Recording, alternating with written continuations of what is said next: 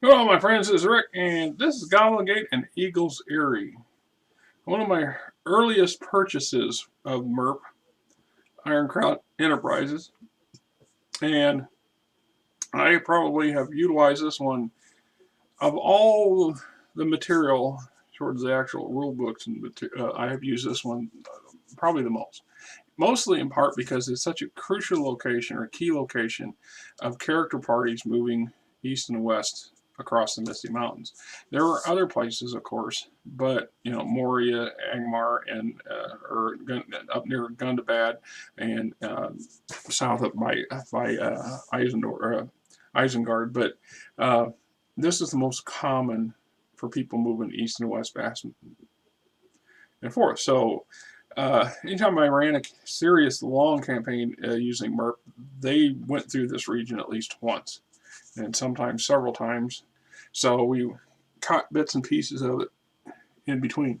This is also something it was sitting up on the shelf. It's the way I've been doing these. So when I review a book, it's on it before I get to it, it's sitting upright in my shelves. When I'm done and I review it, I set it down in them like this. For one reason or another, there was a couple of these sitting up on top that were in neither position, and I think I reviewed this before for this particular series at the very beginning, and I didn't want to go hunting down the damn thing, so we're going to do it again anyway, just for fun. All right, just for fun. Maybe I haven't, but as I said, along with Bree, this was one of the second, right in that first series, because I bought all four of those at the same time I bought this. The fast as those came out, I bought them, and then they came out in various, and this is not by any means the line that they came out in, right? So nice little map that goes in the front. And I don't remember, 1985, the same year I graduated, and this was in first edition, and I don't recall what I paid for it, but I know it wasn't horribly high by today's standards. By today's standards, today's stuff's, jeez, right? If there was ever an argument for minimum wage not keeping up with the cost of material in our world, in our circuit of fandom, it's the cost of game material in relation to what they were 40 years ago, or 30 years ago, or 20 years ago. In 1985, minimum wage started, it was $3.35 an hour. Yeah, for those of you, probably put your head around that if you weren't one of us who actually earned that money when we were a teenager. And for a lot of people, that carried over into their early 20s while they were in school, or while they were trying to find another avenue for a better paying job, that minimum wage. Then it bumped up to 4 something, then it went to 5 1/4, and it stagnated for a long time. Now, if you were making 5 1/4 in 85 or 88, and you bought a book with $7, a game module was $7. A source book would be 15 to 20. So it would take you 2 or 3 hours of work to pay for one.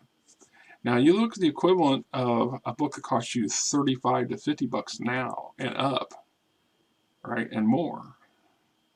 And then the contents of somebody making minimum wage of $7 and such, and $7 and whatever an hour, which by comparison it should have taken about 3 hours. So at rough, a good source book should cost about $20 and $25. But it doesn't work that way, does it? You would have to work a quarter of your week or more if you're making minimum wage in order to pay for a decent sized core book by today's standards. So the argument to the minimum wage, if they raise the minimum wage, it just, how people expect to live off of it. And of course the argument's always been, well, it's only been meant for an entry level, but you're supposed to work up. You're supposed to, that's not how, you don't get stuck under that belt so often, unless you're stuck there and you're in that argument, in that line. So I have issues and I have problems buying into this. I won't drink that Kool-Aid. I think people can be paid a sizable income and be reasonable about it. I guess I understand things are going to go up, but guess what? They've gone up and they keep going up, and our wages don't match. You know, I think about that hard now because I just recently got a raise, so now I make a whole $16.50 an hour, which is pretty good for where I live. For me, it's the best pay I've ever had.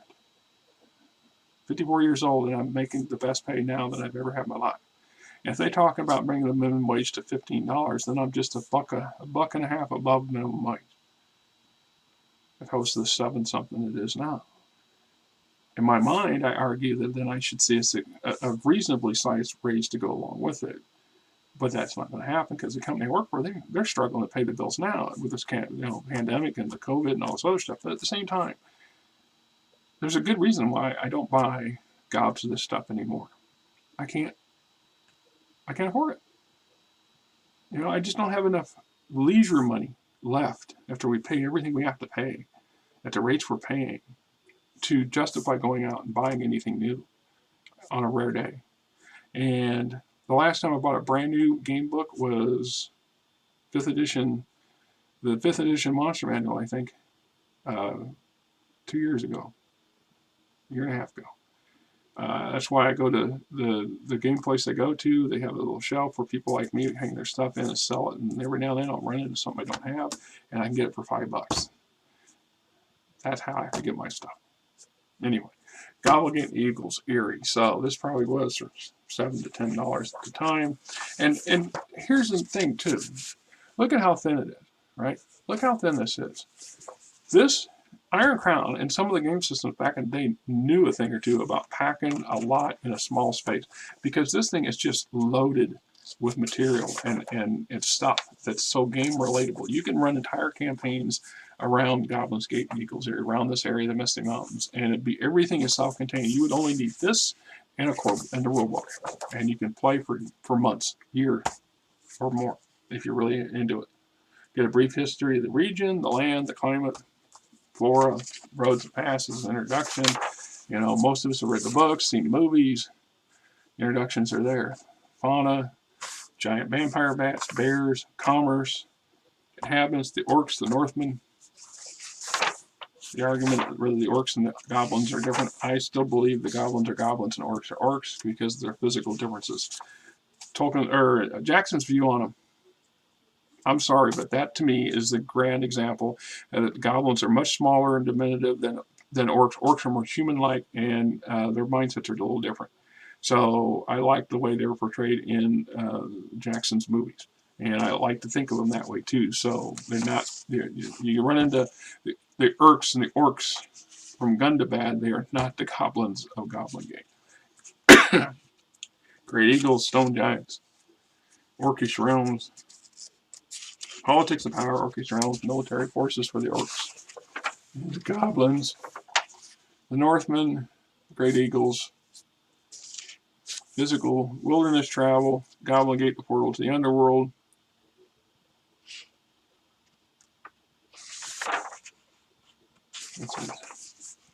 Beneath the snow-capped peaks of the Misty Mountain lies a vast subterranean world of caverns and passages, a place of stark grandeur, unimaginable horror.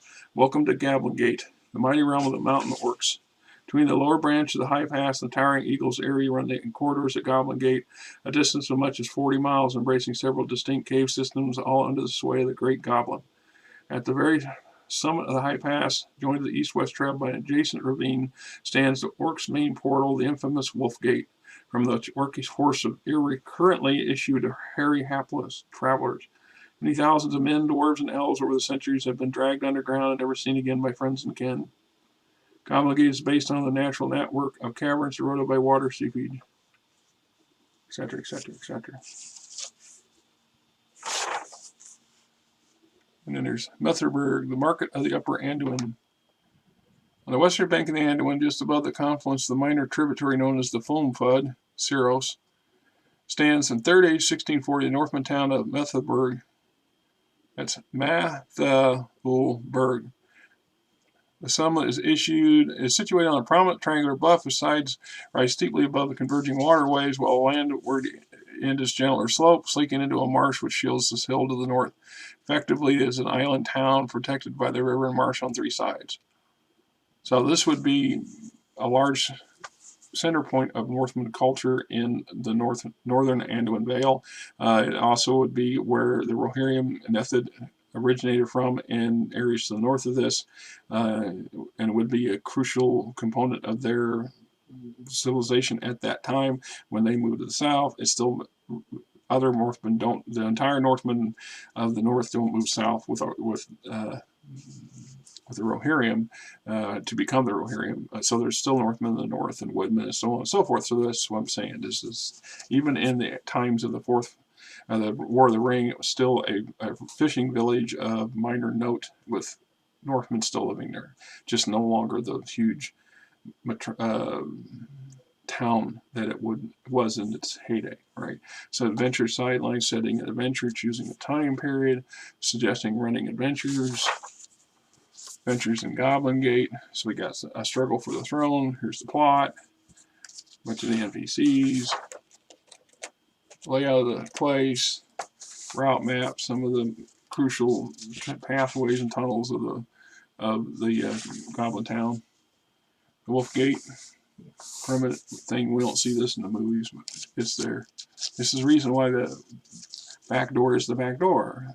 Frodo and Bilbo and dwarves fall down into the Goblin town through a trap floor in the floor. Well, they call it the back door for a reason. This is the front door. Hello, right? Okay. All right. This just goes to this is the implication of the back door, just how much was going on. We've seen a pretty good idea of how, considering how fast they were moved through it. But that's the spirit of the book. Goblin town breakdown, blueprints, so on and so forth, key locations. Rescue from the depths. This is a second adventure, trying to rescue somebody from the grips of the goblins, from individuals, including Gollum the ring bearer. They make a note in here: don't kill him. Goblin should not die, or Gollum should not die in your hands, unless that's how you're altering the book. If you're altering the movie and the book to make your own thing, and he dies, so be it. And then whoever picks up the ring has the ring, and should of course have to deal with that. That's however you want to play it out. Or perhaps Gollum never had a ring and it's just there. Gollum's lair, laid in cake, raid on Goblin-gate number in the 4th age. So here's yet another possible adventure there. Then we got the Methyl-Urberg. Adventures of Commerce in Northman Town. Blah. Spies of the Witch King, the plot, individuals, layouts. Here's a good layout of the town itself. Just how fairly well protected it is. Another adventure dealing with brigands in the tower. Other settings, Janet's Isle, the plot. Eagles Eyrie, a plot. You don't plot against the Eagles, you're crazy. Master Beast table, some other stuff. NPC tables, master military table, master encounter table. Like I said, there's a lot of stuff, a lot of material in those short pages. It gives you quite a bit to run a really great series of adventures in and around Goblin-gate and the Upper Vale, the Anduin Vale. Not so much on the western side, because that would be under Rivendell's entry. So, but it's a good book. And if you have Rivendell and Bree and Mirkwood, you have this whole block region that you can literally campaign and game in for a long time and never go south, never go north, whatever have you. But if you have a chance to pick up this thing, whether it's in a PDF format, so be it, but in one of these formats, do so if you can. I'm understanding. I've actually looked up some of this stuff when I was looking to replace one of my Mirkwood books that disappeared at the move of my mom's. Just how expensive some of these things are on the internet. It's just retarded expensive.